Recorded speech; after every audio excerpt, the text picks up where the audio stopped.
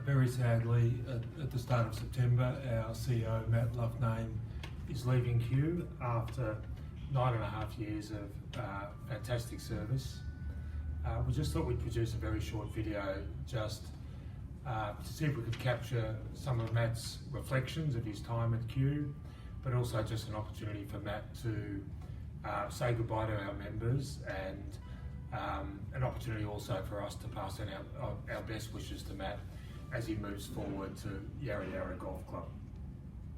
I thought we might just start by asking Matt if he just told us a little bit about himself in terms of family life and what you do away from the golf club. Yeah, well, I arrived here in 2014, so at that stage I only had one child who was 4, and since then there's been 2 more. I've got my oldest daughter who's 13, who loves her footy, loves her dancing, loves her singing, and then 2 other kids, Brady who is 8, who also loves those same things, and Asher who is 7. So over that time they've been, the only place that they've known Dad's work to be is here. They come to all the Christmas parties and a lot of the other family events. So they've been a part of this, just as much as what I have. My wife Melissa, she was one of the main reasons why I actually applied for the job in the first place, and it's been a really good support considering I live in Lara, which is not necessarily around the corner. And yeah, it's been a great part of my life up until this point, and something that I will miss. Outside of that, golf-wise, lucky enough to be a member down at 13th Beach. Play there probably 2 to 3 times a month. It's actually nice to be at a golf course and be able to just relax and play golf and not really think about anything else other than just enjoying yourself. So yeah, that's probably a little bit about my background outside of here. How about the travel, Matt?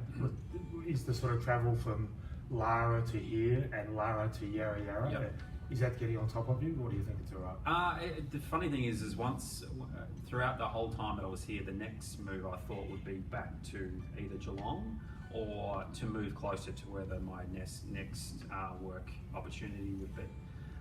During the interview stage, when I was going through that with Yarra Yarra, my daily ritual was getting up, looking at Google Maps and seeing what the travel time was to here versus to what it is over there, because it's on average an hour and a half-ish to come here each way, and I thought any sort of longer than that would have probably been a bit of a stretch. But the funny thing is even though it's longer distance, it's a similar time, just because coming from over the Westgate Bridge and winding your way into Kew versus just going straight once you go through the tunnel and getting off at Warrigal Road, it's pretty similar. So I dare say I won't be moving too far away from either place. And Matt, I've played golf with you, and you hit the ball beautifully with your long left-handed swing. Beautifully is a stretch, but thank you. Your handicap, is it on the way down? It's my GA is 6.2. Very good. So it is at 6 one day and 26 the next, like pretty much everyone else at the golf club. But it's playing a little bit more regularly has helped. Still can't chip, still can't putt. Sure. And then you moved to Yarra Yarra in about 2 weeks. Yep. Can you tell us what you're looking forward to at Yarra Yarra? Yeah, I think we've come a long way at Kew over those 10 years, not necessarily just due to me, due to a whole range of different reasons. And part of the rationale in going to somewhere like Yarra Yarra is I think a lot of the things that we've been quite successful here can be transferred across to there. I'm looking forward to, even though I love the staff here, I love the people, just a new opportunity. I'm been here for 9.5 years, so sort of felt that possibly a time that the staff heard a new voice, the members heard a new voice, and it was a bit of a refresher for me as well too. And to go to a place like Yarra, I think the stuff that we do really well, or I think we do well here, can translate to there. They've got a range of different projects that they're looking at the moment, which is pretty exciting. But more importantly, I just think the things that from a social function point of view and, you know, from a club operations point of view, I think some of the things that we do well here can be done really well over there too. So that's probably the one thing that I'm looking forward to, you know, seeing if what we've done here is able to be translated across to there and hopefully, you know, improving some of the things. And as you said, you've been here 9.5 years. I guess we're interested in some of your memories of Kew, Yep. but also what you see as the best achievements over that time. Yeah, so it's been a wild ride, really. You know, from coming in 2014, which was, I think, a much different place back in 2014 to what it is now. I think in a whole range of different areas we've made you know, a whole lot of developments in regards to the club itself and how we do and what we do. You know, those first sort of 12 to 18 months here were different, but something that I've learnt a lot from. The things that I'm really proud of in reflection, and it's a good time in these last couple of weeks to actually reflect on those 9 years, is I guess the things that have changed possibly over the time.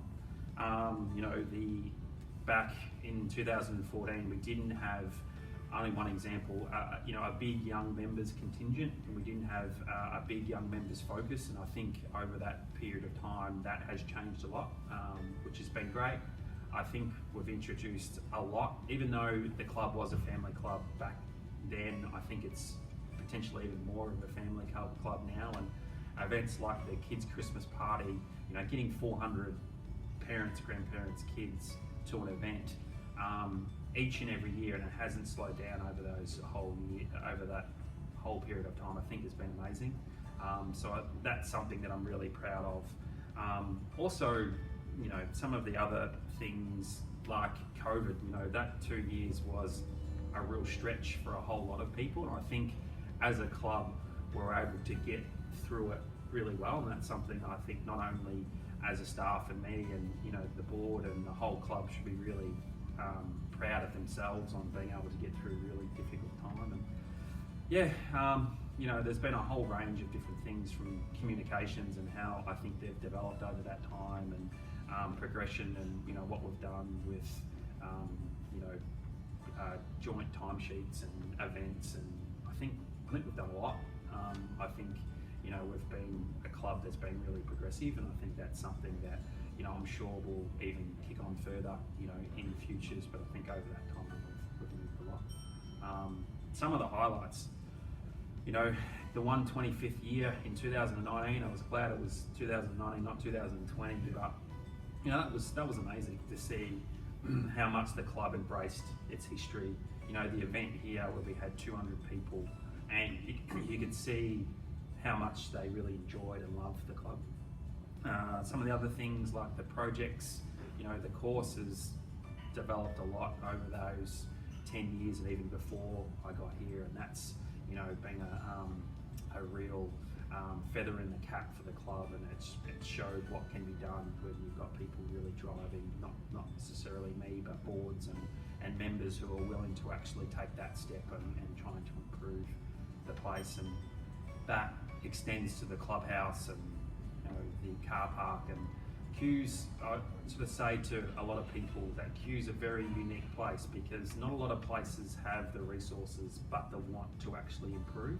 Some places have the resources but not the willingness to progress, and some people have the willingness but not the resources to progress. And I think, you know, I was so lucky to land myself in a position to have a club that had both, you know, to look over 9.5 years and look at, you know, the whole golf course basically being renovated, you know, the projects, the clubhouse, you know, technology has advanced in that time, and to have experience across a lot of that has, you know, helped me instead from 2014 when I come in pretty green and had no idea what I was doing, to 2023 still having no idea what I'm doing, but a little bit greyer, a little bit fatter, and a little bit more experience behind it. So I think, you know, I've learnt a lot out of all that time. And, you know, some of the other highlights like the functions that we've had, you know, the dinner under the stars, Foundation Day, you know, the cinema night is probably a low light. You know, having a cinema night and having the actual cinema coming down halfway through, so that's something to laugh about. Well, I wasn't laughing at the time, I guarantee, but you know, we've had a whole range of different things that you can just look back and really enjoy. I think finally, Matt, I think on behalf of the members, but in particular previous boards, previous captains, previous presidents, we've all really appreciated your wise counsel, and your golf knowledge and the depth of the complexity of the decisions has been super helpful for me, and I'm sure some of the previous club leaders. Thank you. So I'd like to say thanks for that, but also to see whether you have any final words you'd like to say to staff or members. Yeah, just again, probably short and relatively, you know, but just a big thank you to the club. You know, I've had some great staff throughout my whole time, and you know, I've loved every second of them.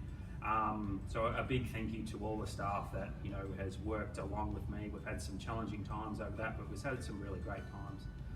Also a big thank you to all the boards. You know, it's a thankless job, and all the people on the committees, but you know, especially the people on the boards. I've had some great captains, you know, Peter, Andrea, John, going back as well, and you know, the thing with my job is being able to work with the people like boards and the committees, and I've had some great times over that. I've been really well supported, and a big thank you to all those people that I've worked with there. Also to the members, you know, Kew is such an amazing club. You know, to have 1,600 people join this club, and I've had some great times, and I've, you know, made some great friends over those 9.5 years. So a big thank you to all the members. You know, in 2 weeks it's going to be a sad day actually leaving the place, because I've got such fond memories of the place. So yeah, just a big thank you for all the support that all the members, the boards and committees and the staff have given me over my tenure. Oh, that's great. So once again, thanks, Matt, and the best of luck with Yarra Yarra. Thanks, Pete.